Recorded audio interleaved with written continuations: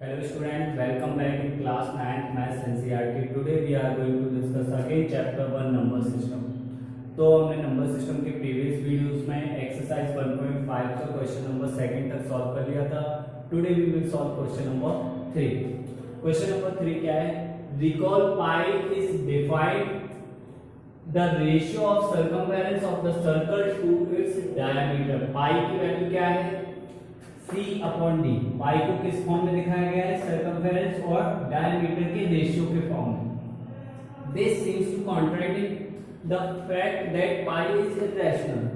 तो हमें ऐसा लग रहा है कि ये जो हम पाई को इरेशनल बोलते थे वो यहाँ पे इस चीज को गलत साबित कर रहा है. How will you resolve this contradiction? तो आप इस कॉन्ट्रडिक्शन को कैसे सॉल्व करेंगे?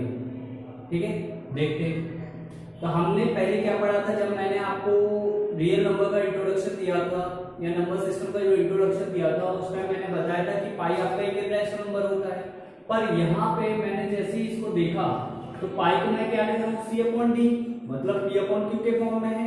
और अगर कोई नंबर P अपॉन Q के फॉर्म में होता है तो वो इरेशनल नहीं होता है. क्या होता है? रैशनल होता है. तो यहाँ पे पाई क्या हो गया? रैशनल होना चाहिए. पर हमने तो इसको इरेशनल बोला था. तो फिर ये गलती ऐसी क्यों हो रही है? या तो मैंने जो बोला है वो गलत है या फिर यहाँ पे जो लिखा है वो गलत है. ठीक है, तो हम देखते हैं पाई किस किस का रेशियो है? Circumference of the circle and diameter का. मान लीजिए कोई सर्कल है, सर्कल की बाउंड्री की लेंथ को ही बोला जाता है सर्कमफेरेंस. क्या बोलते हैं? इसे बोलते हैं आप सर्कमफेरेंस, जिसे रिप्रेजेंट करते हैं C से. डायमीटर क्या है? सर्कल का सेंटर है. सर्कल के सेंटर से पास होने वाली लाइन क्या कहलाती है आपकी? डायमीटर. ठीक है, तो पाई अगर इन दोनों का रेशियो है इसका मतलब है कि पाई रैशनल नंबर होना चाहिए. पर आपको पता है कि जब मैं C और D को मेजर करने जाऊंगा, जब मैं C और D को मेजर करूंगा या किसी भी नंबर को जब हम मेजर करते हैं with the help of scale या फिर अदर इंस्ट्रूमेंट, जो मेजरिंग इंस्ट्रूमेंट में काम आते हैं वो भी बहुत सारे मेजर इंस्ट्रूमेंट होते हैं. तो जब भी आप D को अगर मेजर करोगे तो D तो आपकी with the help of scale एक एक्यूरेट वैल्यू मिल जाएगी. पर जब आप C को मेजर करोगे तो ये आपको एक अप्रोक्सीमेट वैल्यू देगा. जब भी आप स्केल की हेल्प से या फिर किसी दूसरे मेजरिंग इंस्ट्रूमेंट की हेल्प से जब इसको मेजर करोगे तो C की वैल्यू आपको एक्यूरेट नहीं मिलेगी. क्या मिलेगी? अप्रोक्सीमेट. और अगर C की वैल्यू अप्रोक्सीमेट मिलेगी तो आप नहीं बोल सकते कि C हमारा एक इंटीजर है या फिर कुछ और है. तो जिस चीज के बारे में हम पहले से कंफर्म नहीं है, हम नहीं बता पा रहे कि C हमारा इंटीजर आएगा या कुछ और आएगा, तो अगर नहीं बता पा रहे तो हम यहाँ पे नहीं बोल पाएंगे कि ये इंटीजर है. और ये अगर ये इंटीजर नहीं है तो फिर ये रैशनल नंबर नहीं होगा, क्योंकि P अपॉन Q के फॉर्म में होते हैं और P और Q दोनों आपके इंटीजर्स होने चाहिए. ये दोनों इंटीजर नहीं है. अगर ये इंटीजर साबित नहीं कर पा रहे इसका मतलब पाई आपका एक रैशनल नंबर नहीं होगा. ठीक है, तो हम लिखते हैं इस चीज को कि if pi is a rational number, अगर पाई रैशनल है दैट मीन्स ओके. यहाँ पे ओके, तो हमने देखा कि पाई अगर रैशनल है that means C and D should be integer. तो C और D को इंटीजर होना चाहिए. बट when we measure, जब हम मेजर करते हैं major C and D with the help of scale, जब हम C और D को स्केल की हेल्प से मेजर करते हैं तो हमें एक अप्रोक्सीमेट वैल्यू मिलती है. आपको पता है किसी भी चीज को आप स्केल की हेल्प से मेजर करोगे आप बिल्कुल एक्यूरेट वैल्यू नहीं निकाल सकते. कुछ भी कारण हो सकता है स्केल आपकी थोड़ी डिस्टर्ब, कई बार स्केल ही बिल्कुल एक्यूरेट नहीं होती, कई बार आपका हाथ हिल जाता है, कुछ भी कारण हो सकता है. तो आप C और D को जब मेजर करने जाओगे तो वो आपको एक अप्रोक्सीमेट वैल्यू देता है, एक्यूरेट वैल्यू नहीं देता है. तो हमने लिखा but when we measure C and D with the help of scale we get हमें क्या मिलता है, we get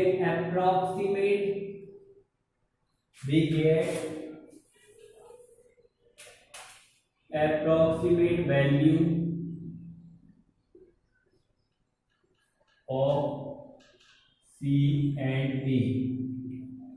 So we can't say, इसलिए हम नहीं बोल सकते हैं, so we can't say whether C and D are integers or not. इसलिए हम नहीं बोल पाएंगे कि C और D हमारा इंटीजर है या नहीं है। और अगर हम इसके बारे में इंटीजर्स इनको साबित ही नहीं कर पा रहे, प्रूफ ही नहीं कर पा रहे, इसका मतलब क्या होगा कि पाई आपका एक रैशनल नंबर नहीं होगा। देयरफॉर क्या लिख देंगे, पाई इज एन इररेशनल। पाई क्या होगा, अगर रैशनल नहीं होगा तो क्या होगा, इररेशनल। तो इसमें हमने कैसे अपने पॉइंट को प्रूव किया है, हमें पता था कि पाई इररेशनल होता ही है, ओके, ये हमें पता था, पर साबित करना था तो हमने इसमें क्या दिखाया है कि पाई अगर C अपॉन D का फॉर्म है तो C और D इंटीजर होने चाहिए। पर जब हम स्केल की हेल्प से मेजर करते हैं, C को मेजर करोगे, ये देखिए आपका एक सर्कल फॉर्म में है, जब आप इसको मेजर करने जाओगे तो आप एक्यूरेट वैल्यू नहीं पा पाओगे, इसकी अप्रोक्सीमेट वैल्यू मिलेगी आपको, ठीक है। अगर अप्रोक्सीमेट वैल्यू मिलेगी तो आप नहीं बोल सकते कि C हमारा इंटीजर है कि नहीं, और अगर हम इंटीजर नहीं बोल पा रहे हैं तो इसका मतलब पाई हमारा रैशनल नंबर नहीं होगा, और रैशनल नंबर नहीं होगा तो क्या होगा, इररेशनल।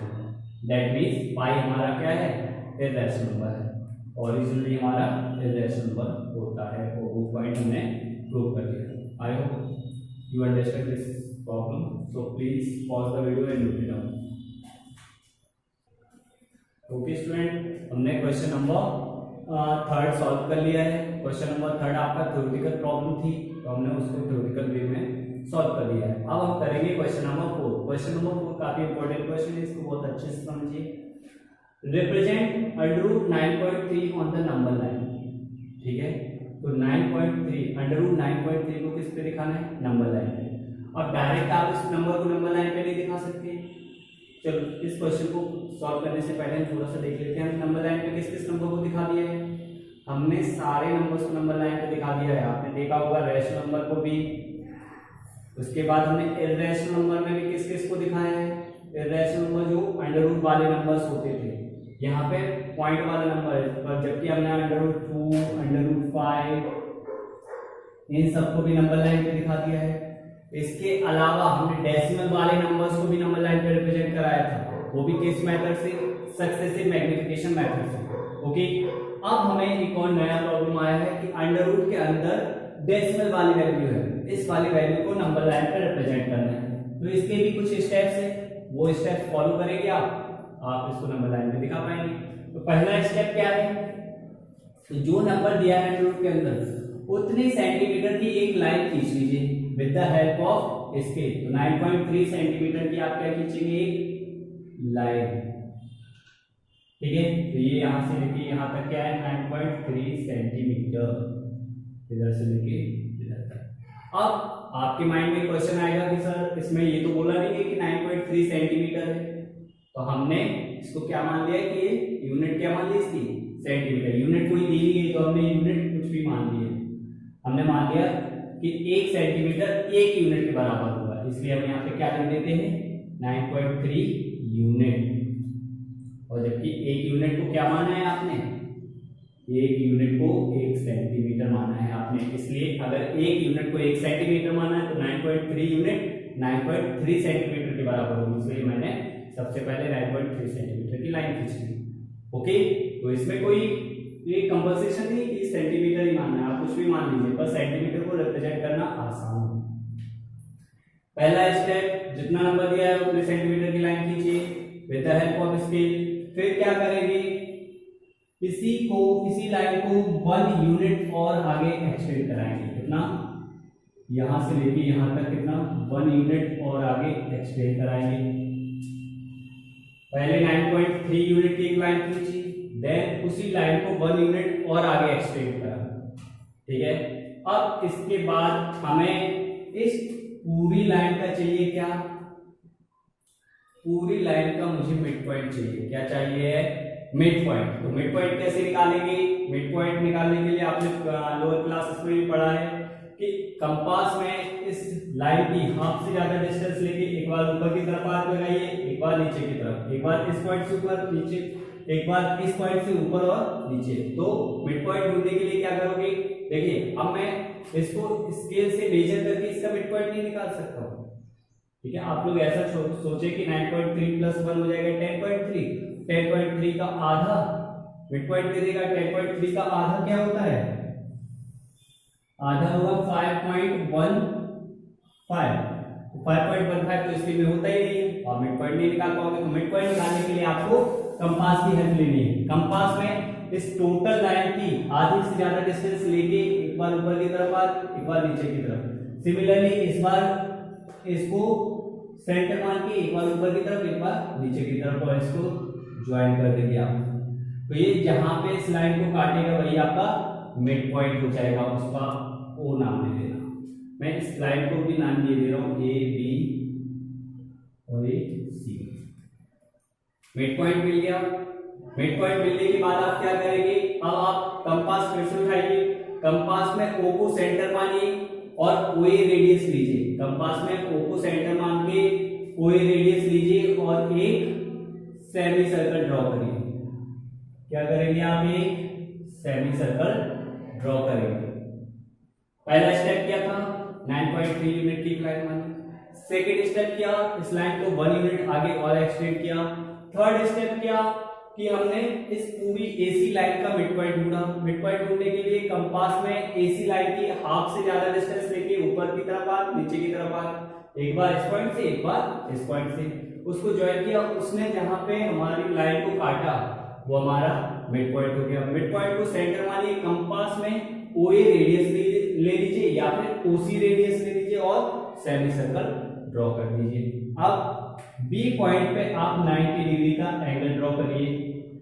तो बी पॉइंट पे जब आप 90 डिग्री का एंगल ड्रॉ करेंगे तो वो सेमी सर्कल को एक पॉइंट पे कट करेगी। मैंने उसे नाम दे दिया डी। तो ये जो बीडी लेंथ है आपकी, क्या है ये? बीडी लेंथ, यही आपके अंडर 9.3 के इक्वल होगी। 9.3 के क्या होगी? इक्वल होगी। तो अब नेक्स्ट स्टेप आपको क्या करना है? बी को सेंटर मानना है, बीडी लेंथ लेनी है और यहां से आर्क लगा देना है। वो लाइन को जहां पे काटेगा उसे नाम दे देना ई। तो ये बी ई आपकी अंडर 9.3 है, क्योंकि ये आर्क है। एक आर्क की सारी रेडियस कैसी होती है? इक्वल। तो बी डी आर्क की रेडियस है, बी भी इस आर्क की रेडियस है। तो अगर ये रेडियस अंडर 9.3 की है तो ये रेडियस भी अंडर 9.3 की होगी। तो इसको आप, आई होप आपको समझ में आ गया होगा कि करना कैसे है। ओके, तो इसमें लिखना क्या है? सिंपली कुछ नहीं लिखना है, जो दिया है पहले स्टेप बाय स्टेप करके पूरा काम कर लेना है। लास्ट में एक पॉइंट लिख देना है कि हमने क्या किया है? Taking B A centre and draw an arc of radius. Okay, तो आप चाहो तो यहाँ पे लिख सकते हो कि हमने बी को सेंटर मान के एक आर्क बनाया। उस आर्क ने इस नंबर लाइन को जिस पॉइंट पे काटा वो आपको क्या दे देगा? B E under 9.3। आप चाहो तो लिख सकते हो कि taking B as a centre draw an arc of radius. Radius की भी क्या दी थी इस आर्क की? बीडी। क्या दी थी? BD. Draw an arc of radius BD is equal to under 9.3। ये आर्क लिया जिसने क्या किया? नंबर लाइन को ई पॉइंट पे इंटरसेक्ट किया। विच इंटरसेक्ट, या कट भी लिख सकते हो आप, which intersect number line at point E, जिसने नंबर लाइन को ई पे कट किया। Therefore B E is equal to B D is equal to under 9.3। यही आपको नंबर लाइन पे दिखाना था। तो यही लेंथ आपके अंडर 9.3 के इक्वल है। ओके, तो आपको इसमें सिंपली स्टेप्स याद रखने हैं। पहला स्टेप 9.3 यूनिट की एक लाइन खींची, उसके बाद 1 यूनिट इसको और आगे एक्सटेंड किया, उसके बाद हमने इसका मिड पॉइंट फाइंड आउट किया, मिड पॉइंट को सेंटर मान के कोई रेडियस लेके एक सेमी सर्कल ड्रॉ किया, फिर हमने बी पॉइंट पे एक परपेंडिकुलर ड्रॉ किया या जिसे बोल सकते हैं 90 डिग्री का एंगल बनाया। ठीक है, तो उसने सेमी सर्कल को जिस पॉइंट पे कट किया उसको नाम दे दिया, और ये BD ही आपके अंडर 9.3 यूनिट के बराबर है। इसको हमें नंबर लाइन में रिप्रेजेंट करना था, तो हमने B को सेंटर मान के BD रेडियस लेके आर्क ड्रॉ कर दिया, उसमें नंबर लाइन को जिस पॉइंट पे काटा उसे नाम दे दिया E, तो हमारा जो BE मिला वही अंडर 9.3, यही हमें दिखाना था, तो वो हमने दिखा दिया है। ओके, इसका एक वेरिफिकेशन भी होता है कि सच में अंडर 9.3 यूनिट की लेंथ है या नहीं है। देखिए क्वेश्चन में वेरिफिकेशन के लिए बिल्कुल नहीं बोला गया है, तो जब तक कि क्वेश्चन में नहीं बोला जाएगा हम नहीं करेंगे, पर हम आपको यहाँ पे बता सकते हैं, वो मैं आपको नेक्स्ट वीडियो में बताऊंगा इसका वेरिफिकेशन, क्योंकि वो भी थोड़ा सा लेंथी है, इसमें काफी टाइम लगेगा। ठीक है, तो कल मैं इसका वेरिफिकेशन बताऊंगा। आज आपको कैसे अंडर 9.3 को नंबर लाइन पे दिखाना था वो मैंने आपको बता दिया है। आपका मेनली क्वेश्चन तो खत्म हो गया है, पर मैं थोड़ी एक्स्ट्रा इन्फॉर्मेशन भी दे दूंगा, इसको वेरीफाई करके भी बता दूंगा कि BD आपका अंडर 9.3 ही होगा। ओके, तो वो हम नेक्स्ट वीडियो में करेंगे। आई होप यहाँ तक का आपको सारा समझ में आया होगा। If you have any doubt you can comment in the comment box, I will give you reply in next video. Thank you.